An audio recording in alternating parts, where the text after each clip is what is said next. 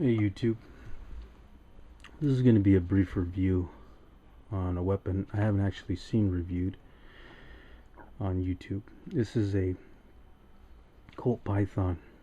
I've seen other Colt Pythons reviewed obviously, but this one's an Elite version. From what I understand, the Elite version was the later version, one of the later versions rather, of Colt Python run. They stopped production I believe in 2001. This particular revolver is 1999, and go over some of the differences. Obviously it's in stainless steel. They did make it in a blued version, which is very nice, except I shoot this a lot, and if you know anything about the blued versions, as with any other blued versions, that line that forms on the cylinder, I believe it looks so unattractive when you have a beautiful Colt Python finish, that deep dark blue finish, and then you have that line that's silver that's rolling around the cylinder. But if you shoot it, that's going to happen. You're not going to be able to avoid that. So I opted for the stainless steel. It's a lot more durable, I think, because you don't see as many flaws in the finish. It's difficult to see any flaws on a stainless steel finish anyways, but I'm not so concerned about the general aesthetics of the revolver, seeing that I shoot it as much as I do. And this particular revolver has probably 2,000 rounds through it. Never had it serviced or anything like that. It doesn't need it, but I'll go over a couple of things in a little bit about that. This is a 357 Magnum. The big differences that I see from this and the other Pythons, the regular Pythons if you will be the grips, and I believe the porting. This barrel is ported, and I have another Python, a blued 70s version, and it doesn't have this porting on the barrel, so I don't know if it's just exclusive to the Elites or if the regular Pythons had it later. So maybe one of you can let me know on that. As far as the grips, these are walnut grips that are hand formed, more so than the other type of grips. The others were checkered and were a nice grip, but they certainly weren't as comfortable as this, because like I said, on my other one I have the regular grips that all the Pythons came with.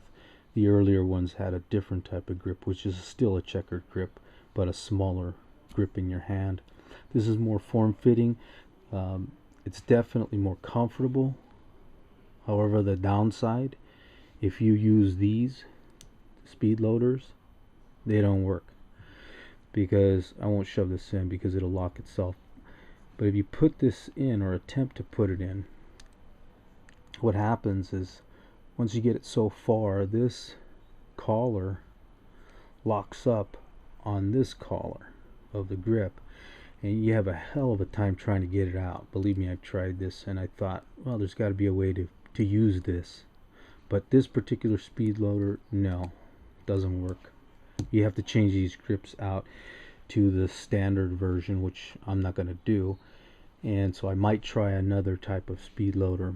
There's only one other that I can think of. I think it's made by Safari, but if that works, it'd be nice. And I think the other one is longer. Well, I know it's longer, and it works a little bit differently in that it pushes a button, and I think the bullets drop into the cylinder, but I'm not quite sure if it'll work. Anyhow, it'd be nice to find a speed loader that works with this particular grip, because my other Python, I have used it with, or I have tried it at least, to put the speed loader in, and it does work. So that's one drawback of these grips. Other than that, I think the grips are outstanding. This in the hand just feels outstanding anyways. And if you've never shot a Python, the biggest thing you'll notice, if you've ever shot any 357s, be it a Ruger, Smith & Wesson, is the action. It's unmatched in its action. And when you rack the hammer back, it's what they call butter smooth. There's a reason why it's butter smooth. It's because the internals is different than any other revolver that you're going to find on the market, and that's what lends itself to the way this feels as opposed to any other revolver.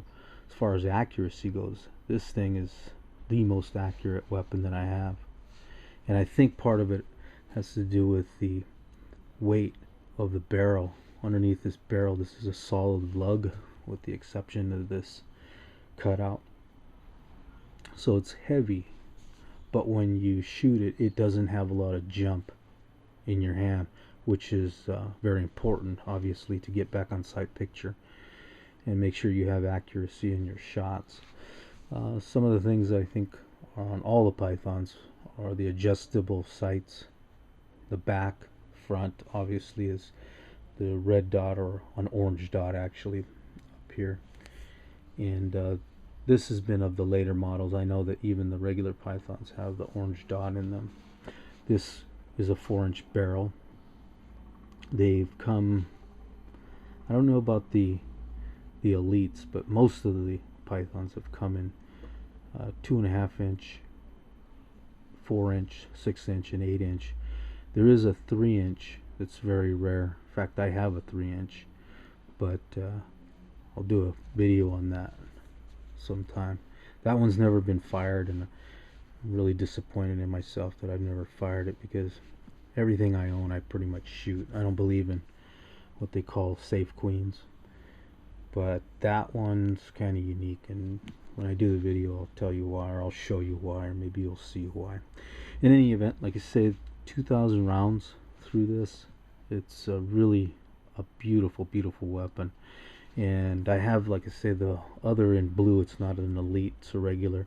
I don't know that other than the two things I pointed out that there is any difference in the Elite or the regular Python. So maybe some of you can tell me. I can't see any difference from the 70s version I have and this one, other than the finish. But it's held up really well. The only other thing I wanted to mention was respect to timing.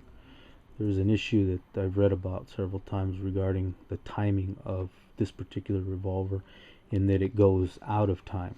And I think what they're referring to is the cone of the barrel not quite lining up with the cylinder, and when it is fired and it's not quite lined up, you get these fragments that will spit out the sides of your bullet, and then obviously it'll make it not as accurate. I've never had that happen, but I've been told that this happens on this particular weapon, or I've read, and it's never happened to me.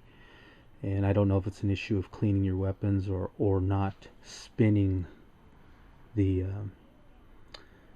dry firing and spinning the cylinder unnecessarily. The other thing, you never want to do this. I don't care what revolver you have. You never want to do that little wrist cock where you slam your cylinder into the